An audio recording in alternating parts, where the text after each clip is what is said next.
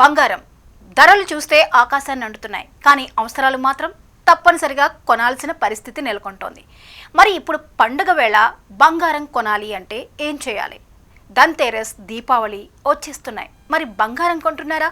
అయితే వీటి మీద కొంత అవగాహన అవసరం అంటున్నారు నిపుణులు. కొన్ని విషయాల్ని దృష్టిలో పెట్టుకుని మనం బంగారం కొనుగోలు చేయడం చాలా అవసరమని చెబుతున్నారు. మరి దీపావళి సందర్భంగా బంగారు కొనుగోలులో తీసుకోవాల్సిన జాగ్రత్తలేంటో చెక్ చేద్దామా? ప్రస్తుతం ధర ఎంత ఉంది అంటే ఈరోజు ధర ఎలా ఉంది బంగారం అనేది చెక్ చేయాలి. తర్వాత హాల్ మార్క్, ఆ తర్వాత తయారీ ఛార్జీలు, అవే మేకింగ్ ఛార్జెస్, నెక్స్ట్ జిఎస్టీ, అలాగే క్యారెట్, మనం ఎన్ని క్యారెట్స్ కొంటున్నామో వాటి స్వచ్ఛత మీద అవగాహన, అండ్ బైబ్యాక్ పాలసీ, వీటిల మీద పూర్తి అవగాహన అవసరం. అలాగే బిల్లు విషయంలో కూడా అంతే జాగ్రత్తగా ఉండాల్సిన అవసరం ఉంది. ప్రతి దాన్ని తప్పనిసరిగా పరిశీలించి అప్పుడే మనం ఆ బిల్ తీసుకోవాల్సి ఉంటుంది. ధన్తేరస్, దీపావళి పండుగల సమయంలో మరి మన భారతీయ కుటుంబాలు బంగారం కొనుగోలుకు ఎంతో మొగ్గు చూపుతూ ఉంటాయి. ఈ సందర్భంలో నాణేలు కొంటారు, నగలు, నెక్లెస్లు, ఇలా ఏదైనా బంగారం రూపంలో స్తోమతకి తగ్గట్టుగా బంగారాన్ని కొంటూ ఉంటారు. దీన్ని ఒక కుటుంబ శ్రేయస్సుగా భావిస్తారు, అలాగే ఆర్థిక భద్రతగా కూడా పరిగణిస్తూ ఉంటాం. అయితే మరి బంగారం కొనుగోలు విషయంలో తొందరపాటుగా ఏదో ఒకటి నచ్చింది కదా అని కొనేయడం అంత కరెక్ట్ కాదు అంటున్నారు.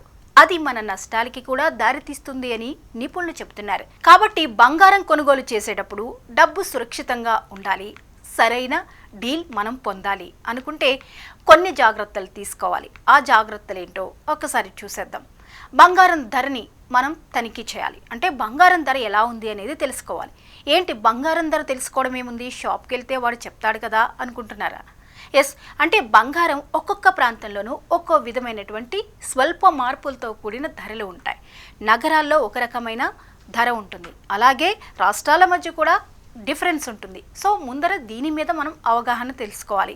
బంగారం ధర రోజువారీ ఎలా మారుతోంది, ఎంత ఉంది అనేది మన సమీపం ఉన్న జ్యువెలరీ షాపుల్లో తెలుసుకోవడం చాలా అవసరం.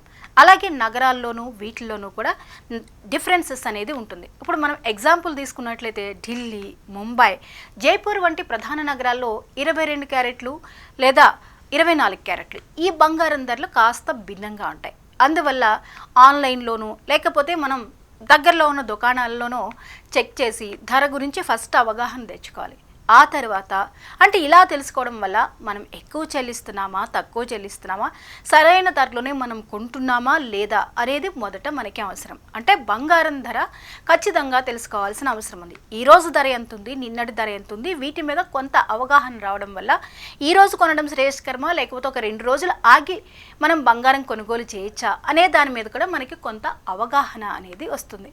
ఇక నెక్స్ట్ హాల్ మార్క్ను పరిశీలించాలి. ఇది చాలా అవసరం. ఎందుకంటే హాల్ మార్క్ అనేది బంగారం స్వచ్ఛతకి ప్రభుత్వం ఇస్తున్నటువంటి ఒక హామీగా చెప్పొచ్చు. బంగారం మీద BIS లోగో ఉంటుంది, అలాగే క్యారెట్ వివరాలు, దాంతో పాటుగా HUID నంబర్, వ్యాపారి గుర్తు, వీటితో పాటు పరీక్షా కేంద్రం యొక్క గుర్తులు ఇవన్నీ ఉంటాయి. ఒకవేళ వీటిలో ఏ గుర్తు లేకపోయినా బంగారం తక్కువ స్వచ్ఛత కలిగి ఉండే అవకాశం ఉంటుంది. కాబట్టి ఇప్పుడు మేము చెప్పినటువంటి అన్నీ ఉన్నాయా లేవా, మీరు బంగారం కొనుగోలు చేసినప్పుడు మేము చెప్పినటువంటి వివరాలన్నీ ఉన్నాయా లేవా, హాల్ మార్క్ దగ్గర నుంచి ప్రతి సింబల్ని మీరు చెక్ చేసుకోవాల్సిన అవసరం ఉంటుంది. అప్పుడే మీరు కొన్న బంగారం స్వచ్ఛతకి కేర్ ఆఫ్ అడ్రస్గా ఉన్నట్టు లెక్క. ఇక కొనుగోలుకి ముందు హాల్ మార్క్ గుర్తులను అయితే పరిశీలించి ఆ తర్వాత తయారీ మీద ఏదైతే తయారు చేస్తారో బంగారపు వస్తువుని దాని మీద ఛార్జెస్ ఉంటాయి. ఈ ఛార్జెస్ గురించి కూడా మనం తెలుసుకోవాలి. సర్వీస్ ఛార్జెస్ అనేవి తీసుకుంటూ ఉంటారు. అలాగే వీటితో పాటుగా మనం వేస్టేజ్ గురించి కూడా వింటూ ఉంటాం. అయితే ఈ వేస్టేజ్ ఛార్జీలు, సర్వీస్ ఛార్జీలకు మీద మనకి అవగాహన అవసరం. ఇప్పుడు తయారీ ఛార్జీలనే చూసుకుందాం. ఇవి ఆభరణాలు తయారు చేయడంలో వాళ్ళు చేసిన దానికి తీసుకునే ఖర్చు. ఇది మొత్తం ధరలో ఎంత ఉండొచ్చు అంటే దాదాపుగా 1% ఉండే అవకాశం ఉంటుంది. ఇప్పుడు ఎగ్జాంపుల్కి 8% లేదా దానికంటే ఎక్కువ ఉంటుంది గ్రాముకి వచ్చేసరికి. ఇక సాధారణ డిజైన్లు అయితే ఒక రకమైన ఖర్చు ఉంటుంది. అంటే నార్మల్ డిజైన్స్ కాస్త ప్లెయిన్గా ఉన్నాయనుకోండి, అప్పుడు ఆ డిజైన్కి తయారీ ఖర్చు తక్కువగా ఉంటుంది, స్వల్పంగా ఉంటుంది. అదే ఎక్కువ డిజైన్ ఉందనుకోండి, ఎక్కువ వెయిట్ ఉందనుకోండి, అప్పుడు మళ్ళీ వాటి ధరల్లో సర్వీస్ ఛార్జెస్లో డిఫరెన్స్ వస్తుంది.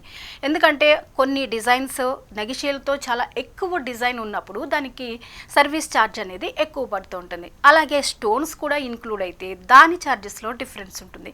కాబట్టి ఈ డిఫరెన్స్ని, ధరల్లో ఉన్నటువంటి తేడాని, వాళ్ళు వేసే సర్వీస్ ఛార్జెస్ని వీటి మీద మనం అడిగి తెలుసుకుని మనం ఎలా పర్చేస్ చేస్తున్నాము, ఏ మేరకు మనకి దాని మీద మనం ఇన్వెస్ట్ చేయగలుగుతున్నాము, ఇది ఎంతవరకు లాభదాయకము అనేది కూడా మనం ఆలోచించాలి. అంటే మనం బంగారం కొనేటప్పుడు ప్యూర్ బంగారం కొనడం వేరు, బిస్కెట్ కొనడం వేరు, అలాగే ఆర్నమెంట్ కొనడం వేరు. ఆర్నమెంట్ కొన్నప్పుడు డిజైన్ రిలేటెడ్ కూడా చాలా చేంజెస్ ఉంటాయి. దానికి తగ్గట్టుగానే వాళ్ళు సర్వీస్ ఛార్జ్ అనేది వేస్తారన్నమాట. మేకింగ్ ఛార్జెస్, వేస్టేజెస్ ఇవన్నీ కూడా మనం తీసుకునే డిజైన్ మీద ఆధారపడి ఉంటుంది. అయితే ఈ పండగ ఆఫర్లు వస్తూ ఉంటాయి. ఈ ఆఫర్ల సమయంలో ఈ ఛార్జీలు తగ్గించేటటువంటి ఆఫర్స్ మన ముందు పెడుతూ ఉంటారు. అవి కూడా మనం చెక్ చేసుకోవాల్సిన అవసరం ఉంటుంది. ఇక వేస్టేజ్, ఇవి ఇంతకు ముందే మనం ప్రస్తావించుకున్నట్లుగా డిజైన్లో వేస్టేజ్ ఎక్కువగా ఉందనుకోండి, దాని మీద డిపెండ్ అయి ధర అనేది నిర్ణయించడం జరుగుతూ ఉంటుందన్నమాట. అయితే సరైన ధరలో బంగారం పొందడానికి ఈ అవగాహన అనేది ఉంటే మనం ఎలా కొనుక్కోవాలి, ఆ వస్తువుని ఏ వస్తువు కొంటే మనకి అందుబాటులో ఉంటుంది, అందుబాటులో ఉండడంతో పాటు బంగారాన్ని మనం కరెక్ట్గా పొందగలుగుతాం అనేది ఆలోచించుకోవాల్సిన అవసరం ఉంటుందన్నమాట. ఇకపోతే జిఎస్టీ, ఇది సేవా పన్ను. ఈ సేవా పన్ను విషయానికి వచ్చేసరికి బంగారం కొనుగోలు మీద 3% జిఎస్టీ వర్తిస్తుంది. సో ఉదాహరణకి మనం ఒక 50,000 విలువైన ఒక ఆభరణాన్ని కొనుగోలు చేసామనుకోండి, చేస్తే 1,500 వరకు జిఎస్టీ అనేది ఉంటుంది.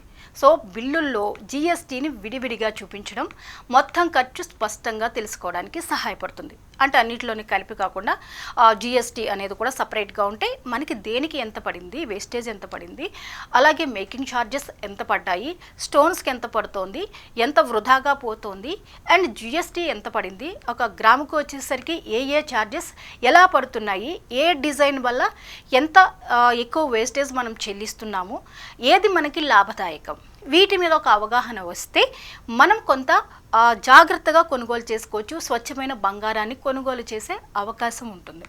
ఇక బంగారం స్వచ్ఛతను చెప్పేది క్యారెట్స్.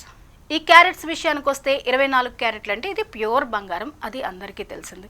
ఆ తర్వాత ఎందుకంటే ఇది చాలా మృదువుగా ఉంటుంది, దీనిలో ఎలాంటి లోహము మిక్స్ చేసి ఉండదు కాబట్టి 24 క్యారెట్స్ పూర్తిగా స్వచ్ఛమైంది. దీని ధర కాస్త ఎక్కువగా ఉంటుంది.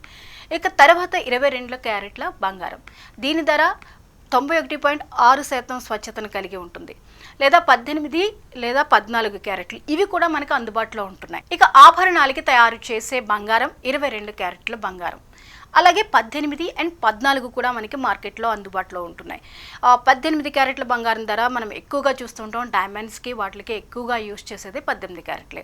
అలాగే 14 క్యారెట్ల బంగారంతో కూడా మనకి ఆభరణాలు అందుబాటులో ఉంటున్నాయి. సో కొనుగోలు సమయంలో 22 క్యారెట్ల బంగారం, 18 క్యారెట్ల బంగారం, 14 క్యారెట్ల బంగారం, వీటి మీద మనకి అవగాహన అవసరం. మన బడ్జెట్ ఏంటి, మనం దేన్ని కొంటే బైబ్యాక్ ఎక్కువగా వస్తుంది అనే దాని మీద అవగాహన ఉండి ఈ క్యారెట్స్ని కొనుగోలు చేయడంలో మనకి పూర్తిగా ఒక ఐడియా అనేది అవసరం. ఇక కొనుగోలు సమయంలో ఈ బంగారం క్యారెట్ వివరాలని అడిగి తెలుసుకోవడం. అండ్ నెక్స్ట్ ఏంటంటే బైబ్యాక్ పాలసీ.